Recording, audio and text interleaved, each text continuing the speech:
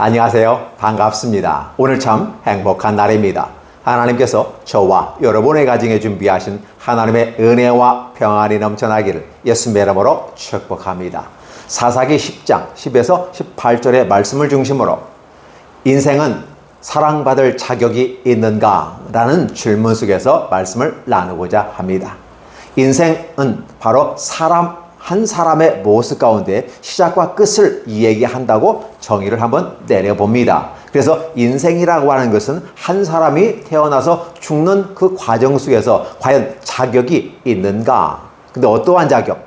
하나님의 사랑을 받을 자격이 있는가라는 부분입니다. 일단 그 질문에 대해서 대답을 하면 인간은 사랑받기 위해 태어난 것은 분명하다라고 볼 수 있습니다. 하나님이 자신의 모양과 형상을 따라 인간을 창조하였다라고 말하며 그 코에 생기를 불어넣으니 생명이 된지라 라고 하면서 하나님이 보시기에 심히 좋았다라는 부분입니다. 그러니까 하나님께서 보실 때 이는 내 아들이라 내가 만들었다 낳았다라는 표현을 우리가 언어로 구별해 보지만 아담과 하와는 즉 아담은 하나님이 만드셨다라는 부분을 쓰고 그 다음부터는 낳았다라는 표현을 쓰게 되는 것을 볼 수 있습니다. 결국 우리는 하나님의 사랑을 받을 자격이 있는 존재였다는 사실입니다. 그럼에도 불구하고 그 하나님과의 관계 속에서 언약을 잃어버리고 하나님을 버리고 남의 아버지를 따라가서 사단 마귀를 따라가게 되니까 결국은 족속이 즉 족보가 바뀌는 겁니다. 소속이 바뀌는 겁니다. 하나님 나라 백성에서 마귀 나라 백성으로 바뀌게 되는 거예요.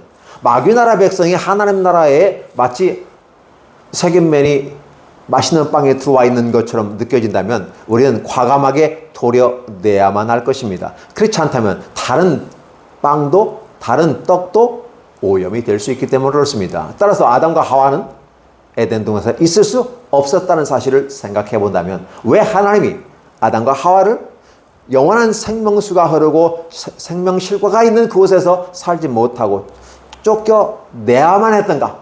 그 또한 아픔이었지 않을까? 하나님의 놀라운 사랑을 말하지만은 아담과 하와를 내어 쫓아내는 하나님의 마음은 어떻겠는가?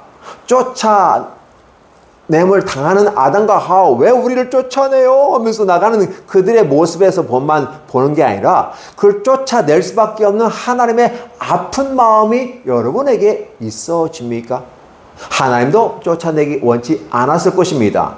심히 보기에 좋았더라 했는데 왜 그를 쫓아내겠습니까? 그럼에도 불구하고 있을 수 없으니까 하나님의 나라를 오염시켜서는 안 되니까 결국은 쫓아냈다라는 부분을 우리가 쉽게 이해해 볼 수 있습니다. 그래서 이제 쫓겨나면서 그 과정을 우리가 다른 말로 표현하면 오염되어졌다, 아니면 고장이 났다, 기능을 못한다 라고 하는 것입니다. 죄가 있다라는 표현을 쓰게 되는 거죠. 결국 그대로 쫓겨날 수밖에 없었고 이러한 단계에 있는 인생에게는 사랑받기 위한 자격이 상실되어졌다 이렇게 표현해 볼 수 있습니다. 그럼에도 불구하고 우리는 이 땅을 살아가면서 많은 사람들, 특히 믿지 않는 분들에게 또 어린 사람들, 힘겨운 사람들에게 우리는 위로의 말씀으로 축복합니다. 당신은 사랑받기 위해 태어난 사람. 곡조까지 붙입니다. 당신은 사랑받기 위해 태어난 사람 하면서 우리는 우리의 마음을 함께 전달하면서 그들의 마음도 문을 열어버립니다. 그래서 힘들고 어려운 많은 분들에게 누군가가 위로받을 수 없는 그 상황들, 마치 쫓겨난 존재처럼 외롭고 힘들고 그 외로움과 힘이 사회적인 외로움도 있고 경제적인 외로움도 있고 인간적인 외로움도 있고 존재 자체로서의 외로움도 있더라는 것입니다. 이러한 부분에 대해서 우리는 위로와 평안과 사랑을 빌어주는 목적을 가지고 이 찬양을 부르게 됩니다. 따라서 찬양이라고 하는 것은 하나님을 향한 프레이즈 더 로가 돼 하나님을 찬양하는 거지만 사람들에게도 함께 공유하면서 하나님을 영화롭게 하고 다시 한번 하나님과 인간의 관계를 회복하는 노래가 아닌가 싶기도 합니다. 그래서 우리는 당신은 사랑받기 위해 태어난 사람이라고 옆에 사람에게, 즉 남편과 아내에게, 자식들에게, 아니 이웃들에게, 그렇죠? 또 연로한 분이나 약한 사회적 약자들에게 불러드리면서 그들을 후원하고 지원하고 마음으로 함께 한다는 이 모습을 가져봤을 때 굉장히 은혜로운 부분이다라고 볼 수 있습니다. 그럼에도 불구하고 또 그렇게 하나님의 사랑을 받는 존재였음에도 불구하고 여전히 죄와 하나님과의 관계는 전혀 다른 문제다라는 사실이죠. 아무리 하나님의 아들과 딸이라 할지라도 죄 가운데 있다면 결코 같이 공유될 수 없는 존재다라는 부분이어서 결국은 이격이 되고 떨어질 수밖에 없었다라는 부분입니다. 그럼에도 불구하고 하나님은 아픈 마음을 추스린 다음에 다시 인간을 향한 구애의 손길을 펼쳐봅니다. 누가 약자입니까? 죄를 짓고 쫓아가는 사람, 쫓겨나는 사람이 약자입니까? 하나님이 약자입니까? 대개 보면 사랑하는 사람이 약자가 되더라고요. 사랑하다 보니까 참고, 사랑하다 보니까 견디고, 사랑하다 보니까 인내해가는 모습. 부모님과 자식 보면 겉으로 봐서는 결국 누가 이깁니까? 아버지가 이기고 어머니가 이긴 것 같아요. 힘이 있으니까, 능력이 있으니까. 근데 결국은 딱 본질적인 모습에 들어가면 엄마 아빠는 약자입니다. 자식이 뭐 하면요 다 줘요. 아무리 부모가 반대해도 자식이 원하면 결국은 자식의 마음을 열어줍니다. 왜냐하면 그건 내 인생이 아니고 자식의 인생이고, 그러면 사랑하기 때문에 누가 내리사랑이라고 자식이 부모를 그렇게 사랑하지는 않아요. 사랑합니다라는 말만 표현하면 필요할 때만 하는 것이고, 그렇지 않으면요 언제 이제 내가. 그러나 어머니 아버지는 자식을 사랑합니다. 내리사랑으로 계속 갑니다. 누가 약자입니까? 부모님이 약자입니다. 죄지은 인간이 약자입니까? 사랑 많은 하나님이 약자입니까? 하나님이 약자가 되어버리는 거예요. 그럼에도 불구하고 여전히 사랑하시는 하나님의 모습을 보게 되죠. 결코 죄를 갖고 있는 인간과 하나님은 공존할 수 없다고 하는 이 부분을 그 공식이 성립이 됩니다. 이것은 법적으로도 해결할 수 없는 문제가 되었습니다. 그럼에도 불구하고 바로 죽음이라는 것을 불사하면서 자기 희생을 통해서 나오면서 내가 너를 사랑한다. 내가 너를 그래서 십자가에 못 박혀 죽으시고, 죽으심은 그것으로 말미암아 우리를 사셨다. 죽음의 대가로 죽음을 샀다라는 거예요. 그런데 죽음도 같은 죽음이 아니죠. 우리의 죽음은 값없는 죽음이에요. 이 죄인으로서 값없이 죽을 수밖에 없어요. 그런데 하나님 독생자, 하나님의 하나밖에 없는 독생자가 값진 그 생명을 내어놓고 우리를 사버렸다는 거예요. 값어치로 봐도 비교할 수 없는 엄청난 가격으로 지불하고 샀기 때문에 우리는 다시 희망이 있다.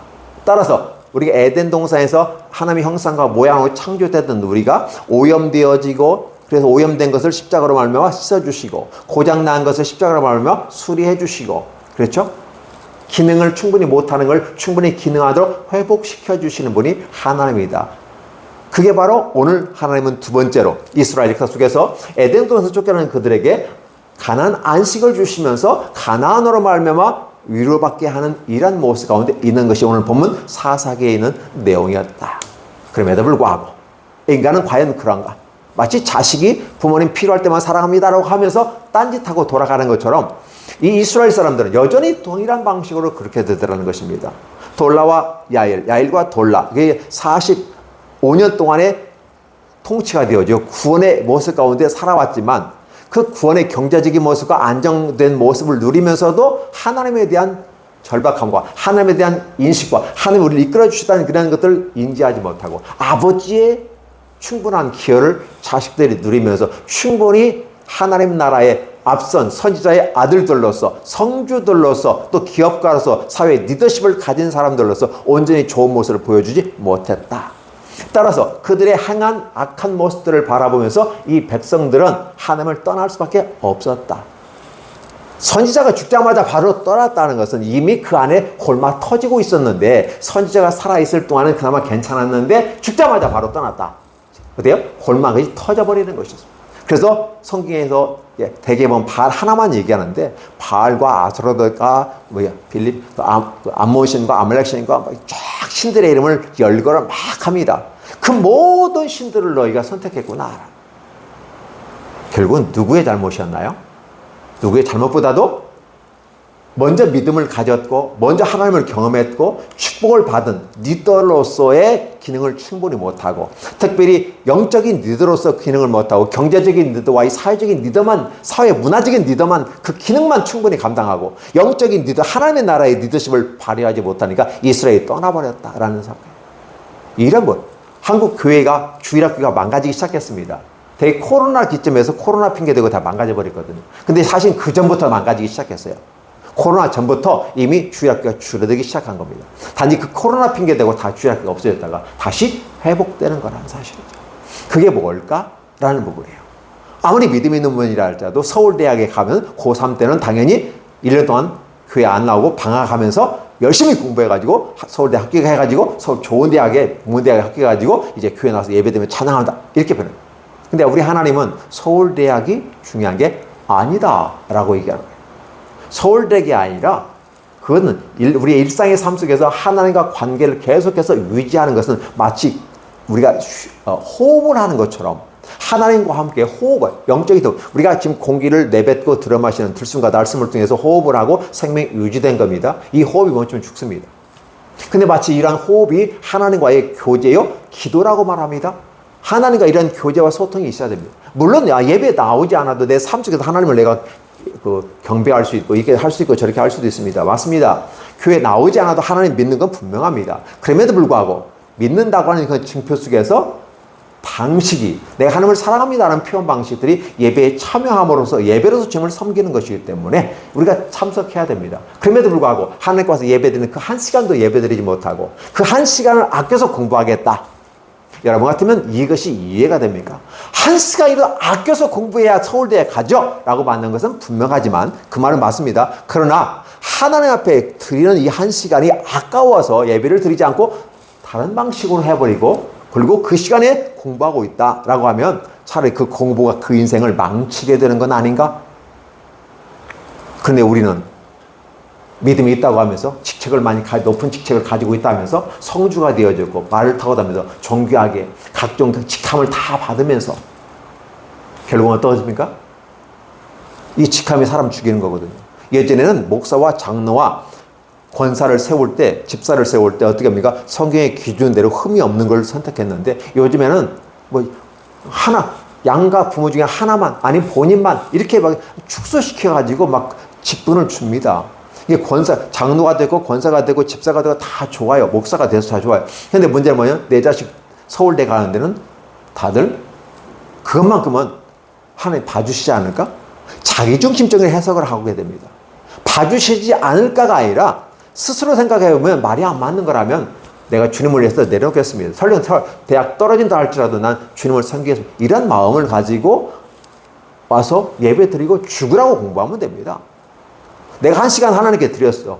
그렇기 때문에 시간이 한 시간 부족해. 다른 사람과 경쟁할 때 부족해. 그러면 다른 사람 공부할 때 더 노력을 하면 되는 겁니다. 그럼에도 불구하고 난 하나님 앞에서 예배를 드리겠다는 이런 마음을 가졌다면 하나님께서 이뻐서라도 합격시켜 주지 않을까? 사실 실력은 있습니다. 그런데도 불구하고 실력이 없어서 떨어지는 건 아니잖아요. 실력은 다 있는데 떨어지는 경우도 있어요. 그런데 하나님께서 그 이쁜 사람에게 사랑하는 자에게 좋은 거 더 주지 않겠습니까? 우리 이런 부분을 봅니다. 할머니가 손자가 오면 이렇게 꼬부쳐놨다가 숨겨놨다가 맛있는 거 주고 용돈도 주고 막 그럽니다. 할머니 입장에서는 그 적은 돈이지만 굉장히 전재산이라고 볼 수 있는 걸 이렇게 주기도 하잖아요. 그게 바로 하나님의 마음이 아닐까? 그러다 보면 오늘 저와 여러분들은 어떻게 될까요? 단지 우리 시대와 다른 거기 때문에 그 사람과 우리는 달라. 그 형제, 그 자식들이 30명이 됐고 나귀를 탔고 성읍을 관리했다. 다른 어떤 것도 없지만 그들의 삶 속에서 보여주는 하나님의 모습은 없었다라는 거예요. 목사고 장로고 집사고 안수 집사고 그들의 보여주는 자녀들이 바라보는 입장에서 하나님은 없다. 목사의 아들이고 장로의 아들이고 권사의 아들이고 그죠? 아들 딸들이고 집사의 아들 딸들이기 때문에 와서 예배 드리는 척하고 예배 드렸다가 용돈 받고 가는 게 우리 비아냥거리는 영화의 한 장면들이 많이 나옵니다. 용돈 줘. 돈 주면 조용히 앉아있고 앉으면 막 시끄럽게 떠들죠. 왜? 떠들어야 눈치 보면서 예배 잘 드리고 돈 용돈 찝어주면 조용하게 있는 거예요. 믿음으로 교회에 오는 건가? 아닌가 다시 생각해 봐야 되겠죠. 그런 자식이 사랑받기 위해 태어났다고 말한다면 속 터지는 일이 아니겠습니까? 그런데 이런 것이 다만 어떠한 특정인의 모습이 아니라 오늘 저와 여러분의 삶 속에서 나타난다는 사실입니다. 당신은 사랑받기 위해 태어났습니까? 아울러 당신의 자녀는 사랑받기 위해 태어났습니까? 하나님께서 그렇게 약자가 되어져서라도 사랑하기 때문에 약자가 되어져서 해주는 것까지는 이해되는데 그래서 그걸 은총을 우리가 갚을 수 없는 것이어서 은혜요 은총이라고 말하면서 또 자신의 길을 가버린다. 오늘 성경 보면 그렇게 얘기하는 것입니다. 그래 보면 이스라엘 전체가 다 떠나버려요. 사사가 죽자마자 다 떠나. 그러니까 어떻게 해요? 하나님께서 화가 엄청나게 나시는 것이죠.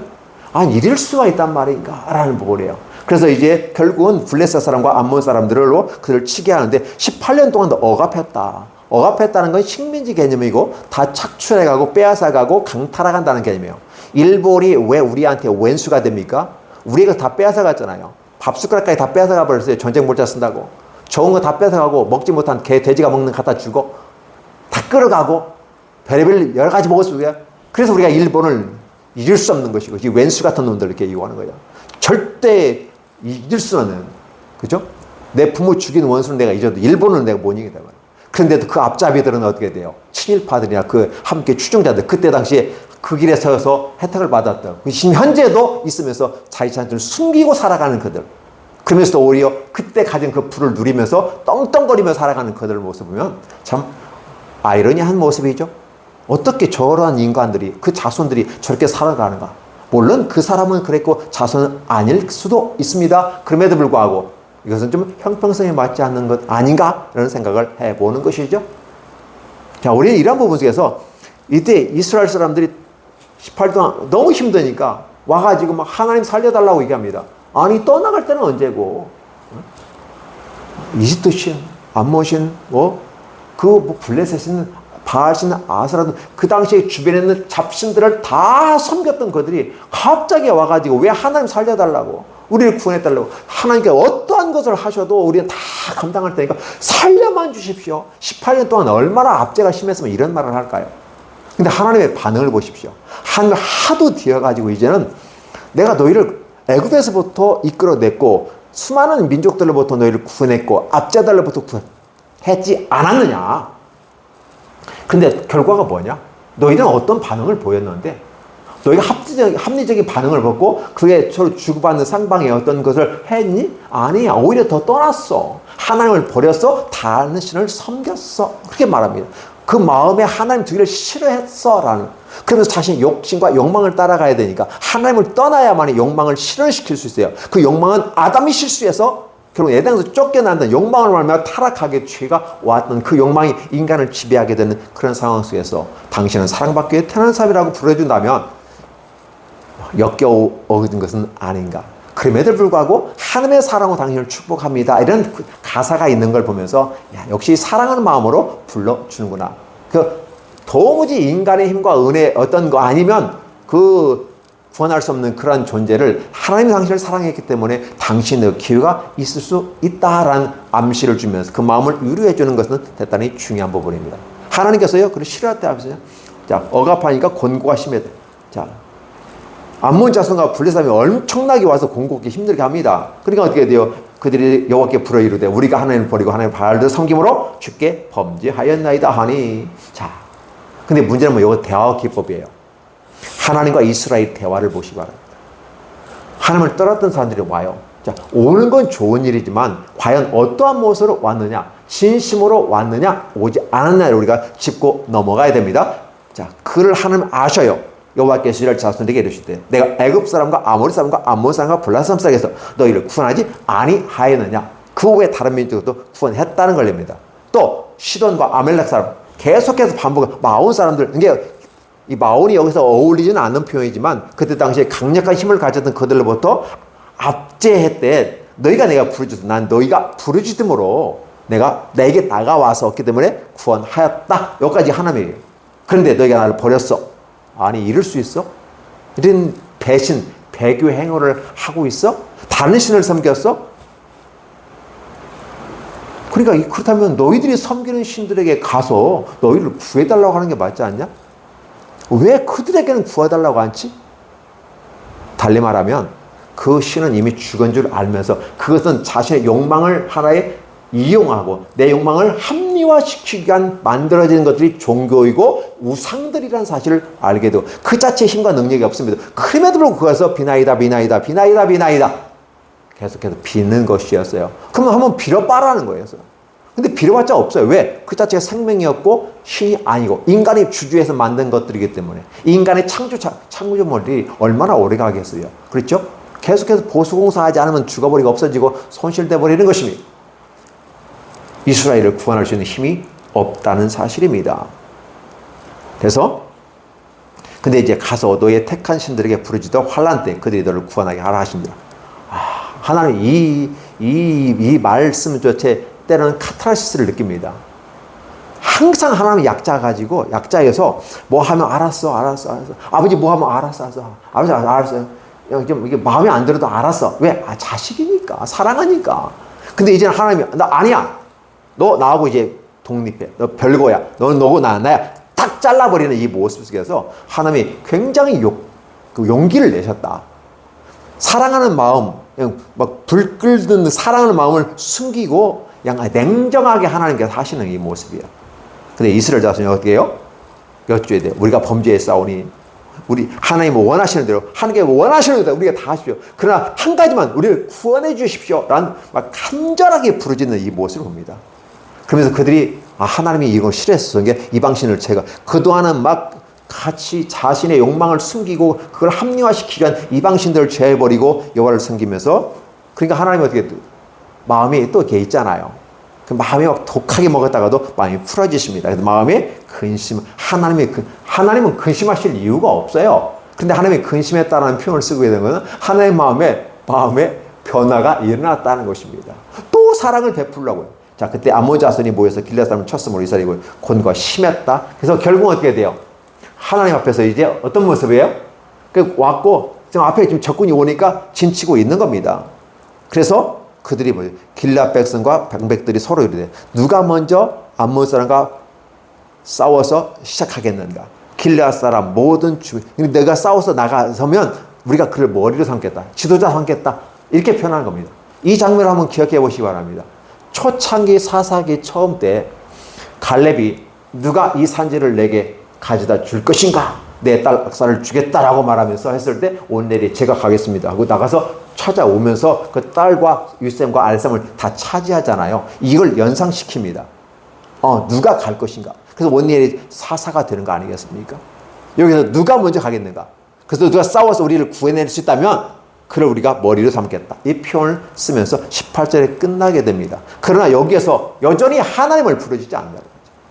이게 힘이 들어서 막 와가지고 살려달라고 막 그런데 또 이 문제 해결되면 언제 그랬나 하는데 또 가는 이런 모습을 바라보면서 진짜 우리는 사랑받기 합당한 자인가? 아니다. 인간 자체의 구원의 능력과 어떤 자정 능력과 힘은 전혀 찾아볼 수 없다. 이미 고장났다, 오염됐다, 더 이상 소망이 없다. 버려져도 쓰레기 버리듯이 아까워하지 않는 존재가 인간이다. 그럼에도 불구하고 인간에게 소망이 있다고 하는 것은 하나님의 사랑에 의존했을 때만이 희망이 있다. 이렇게. 오늘 저와 여러분이 하나님의 아들과 딸로서 내가 너를 낳았다, 내가 너를 사랑한다, 너는 사랑받기에 합당한 사람이라고 했을 때 바로 그것은 기초가 뭐냐? 하나님의 사랑에 기초하지 않고서는 그렇게 대접받을 수 없는 존재다 라는 사실을 생각해 보는 것이죠.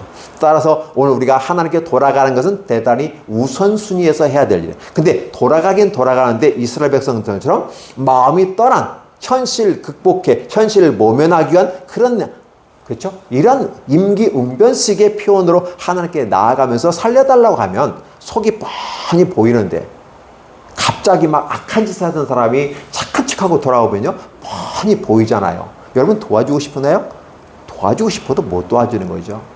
또 어느 순간이면 또 확 하고 이빨을 드러내고 발톱을 세워서 핥히려고 달라드는 이 모습들이 그들에게 있다는 사실이죠. 어떠세요? 우리 이런 장면들 보면서 인간이 어디까지 악해질 수 있는가? 인간에게서 과연 희망이 있는가? 인간은 과연 사랑받을 자격이 있는가? 없다. 없기 때문에 하나님께서 감싸주시고 전적으로 은혜 주시지 않으면 안 된다.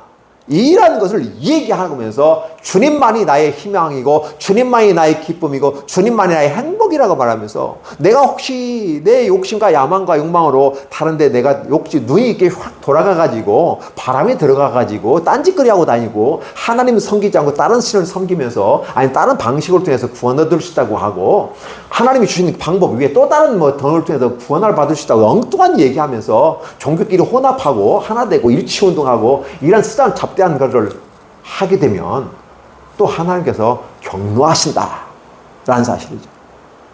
하나님의 경노는 마지막까지 갑니다. 시작이 있으면 마지막이 있다. 이게 기독교적인 역사관입니다. 시작은 희망이고 마지막은 희망이면서 절망일 수 있습니다. 그래서 마지막에 주님께서 결국은 심판하시는 때가 들었는데 최종적인 심판할 때는 더 이상 하나님이 구원하지 않는다. 항상 어떤 것은 기회가 있다. 그 기회는 살아있는 동안. 그래서 인생이라는 단어를 썼을 때 사람이 태어나서 죽는 인생. 이걸 한 인간의 역사 속에서 하나님은 종말로 생각해보고 있다. 개인의 종말. 그리고 이제 이 사회와 우주적인 종말이 있다. 한 나라의 종말도 있어요. 우주적인 종말이 올 때는 결국 끝나는데 그 우주적인 종말이 오기 전에 개인의 종말이 있다. 그럼 개인의 종말을 잘 관리하고 이끌어가는 사람들은 우주적 종말을 맞이할 준비를 하고 있는 것이고, 그렇게 해서 우주적 종말이 왔을 때 당신은 사랑받기 위해 태어난 사람이라고 천사들이 탁 나와서 우리를 환영해 줄 수 있다면 얼마나 좋을까. 그럼 그때를 생각해 보면서 내게 주어진 인생의 한계, 시작과 죽음이란 이 한계 속에서, 이 기회의 공간 속에서 하나님 앞에 사랑받기 위해 태어난 사람, 그리고 오직 이는 사랑받기 위해 태어났다고 하는 것은 나의 능력과 힘과 능력에 의해서 아니라 하나님의 전적인 덮어주심의 은혜, 죄 사해 주시고 가려 주시는 은혜, 이 은혜에 기초한 거다. 따라서 주님만이 나의 희망이고 주님만이 나의 기쁨이라고 고백한다면 이 얼마나 아름답고 좋은 것인가. 하나님은 이러한 사람들에게 그 길을 열어주시는데 보이지 않게 열어주시면서 자연스럽게 열어주시게 됩니다. 이러한 사랑을 저와 여러분이 받아 누리시기를 예수님의 이름으로 축복합니다. 사랑받기 위해 태어난 사람, 바로 저와 여러분입니다. 이 모든 은혜가 이 말씀을 듣는 분들에게 있기를 간절히 원합니다. 기도하겠습니다. 하나님 아버지 감사합니다. 우리 모두를 축복해 주시고 우리를 사랑해 주셨습니다. 우리가 하나님 앞에서 존귀한 존재로 사랑받기 위한 존재로 드러나는 이 기초가 하나님의 사랑의 기초에 있다는 사실을 다시 한번 깨닫게 해 주시옵소서. 결코 우리의 의나 우리의 공로나 우리의 사랑 어떠한 것이 아니라 전적인 하나님의 은혜였음을 다시 한번 고백하면서 주께 손들고 나오는, 겸손하게 주 앞에 나오는 멋진 믿음의 사람들이 되게 하여 주옵소서. 본받지 말아야 될 많은 것들이 때는 목사님과 장로님과 선교사님들에게 또 아버지 직분자들에게서 보여졌고, 그것이 싫어서 교회를 떠난 가난한 성도도 있습니다. 위에서 기도해 주실 때 그들도 그들의 선택에서 가고 그들의 선택에서 갈 겁니다. 그러나 하나님 그들을 위해서 위로해 주시고 축복해 주시고 그들에게 다시 한번 기회해 주셔서 주님께 돌아오는 그 길에 하나님 동참케 하여 주옵소서. 이단으로 간 자들도 돌아올 수 있는 축복을 허락해 주시되 아버지 올 수 없는 것이 분명합니다. 그러나 올 수 있다면 하나님 다시 회복시켜 주옵소서. 사이비에 빠져서 유혹된 자들로부터 하나님 구원해 주옵소서. 마지막 때에 가까운 줄 우리가 압니다. 왜? 이단과 사이비가 득세하고 이 질서가 무너지는 요지경의 시대 속에서 때가 가까이 왔다는 건 분명합니다. 언젠지는 우리가 알 수 없으나 주님 그때까지 우리가 살아있는 동안 개인의 종말 속에서 또 이 사회와 단체의 종말과 국가의 종말 그리고 우주적 종말에 이르기 전까지 하나님 우리가 준비하는 모습 가운데 안전하게 주님 앞에 서 있게 하여 주옵소서. 예수님의 이름으로 축복하며 기도하옵나이다. 아멘.